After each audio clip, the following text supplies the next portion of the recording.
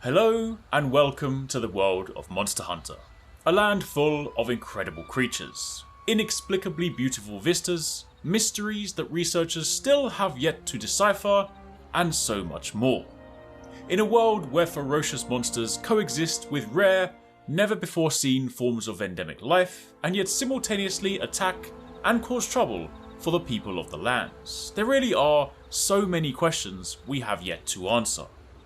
But today, in an attempt to better understand this living, breathing ecosystem, we shall embark on a trip to a locale known amongst the locals as the Shrine Ruins. Here we shall seek out some of the creatures that inhabit these lands in an attempt to better understand the world that we live in.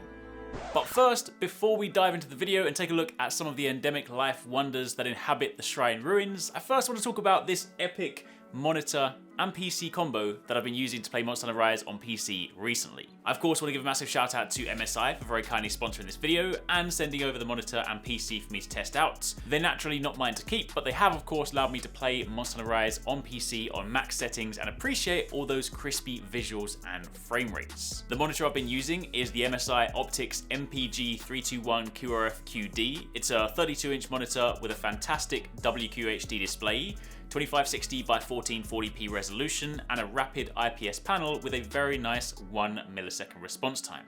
You got 175Hz refresh rate, naturally it's G-Sync compatible, and you even have access to the Gaming OSD app, which allows you to easily configure your gaming monitor settings, allowing you to quickly and effortlessly change your settings at the press of a button thanks to assigned hotkeys, so you can switch on the fly when you change games. The monitor also has anti-flicker to raise the amount of screen flicker, and also helps reduce eye strain thanks to less blue light. Overall, it's been a fantastic monitor to play on. The colours are vibrant, the blacks are deep, the game looks amazing running on the screen, and the size is that perfect halfway house. Not too huge that it sort of dominates your setup, but also plenty big enough so you can get fully immersed in the experience. And to combo with the ultimate monitor, we're also running Monster Hunter Rise on the powered by MSI Wired to Fire Spectre.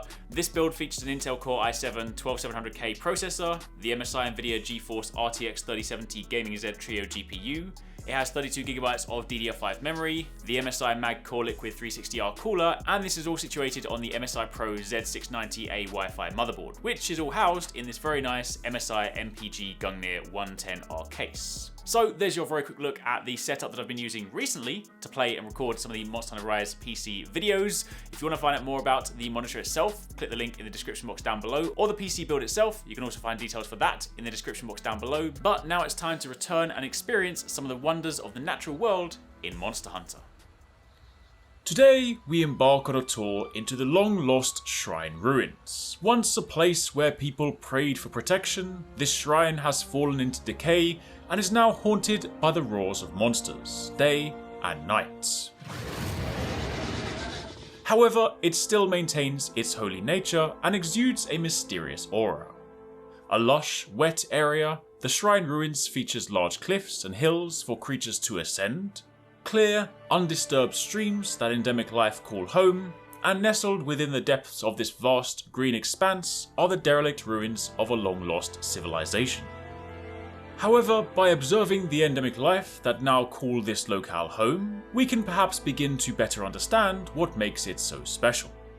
Here we have a red Spiri bird, a small bird that glows a faint red.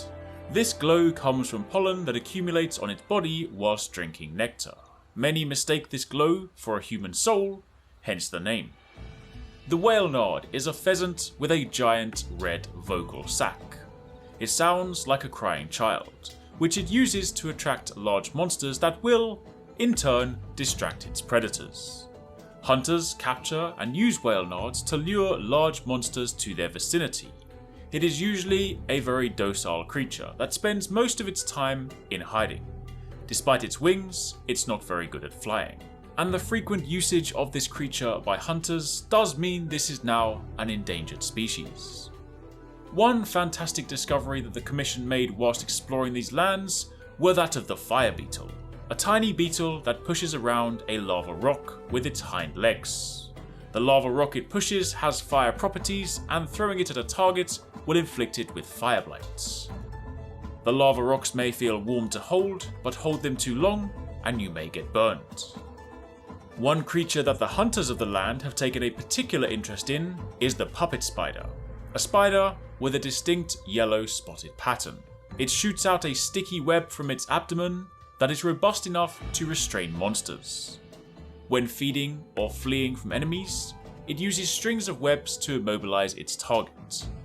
When feeding in particular, this behaviour is reminiscent of a puppeteer manipulating a marionette, which is how its name came to be. And finally, the rock lizard, a small lizard that lives in various locales. To protect itself from predators, rock lizards will attach minerals to their body in order to blend in with their surroundings. If attacked, they will shed these minerals and escape. They are popular among hunters as the minerals have many uses, and these minerals also have tales to tell. But just from this small selection of creatures, you can now begin to see the mysteries and wonders that these lands contain. And while some say we may never truly know the answers, it is through studying the creatures that call these lands their home that we are able to better understand the world that we live in. I hope you too will take the time on your next adventure to appreciate the world around you. Alright, so there we have it. Hope you guys enjoyed that. Something a little bit different. Throwback to the safari tour we did back in Generations. This is a little sort of nod to that one. Admittedly, when we made this video, we did originally want to use sort of an AI voice of David Attenborough. We tried. We really did. But it didn't really work out. Here's an outtake. Hello, and welcome to the world of Monster Hunter, and full of incredible creatures, inexplicably beautiful vistas, mysterious that researchers still have yet to decipher. Breathing.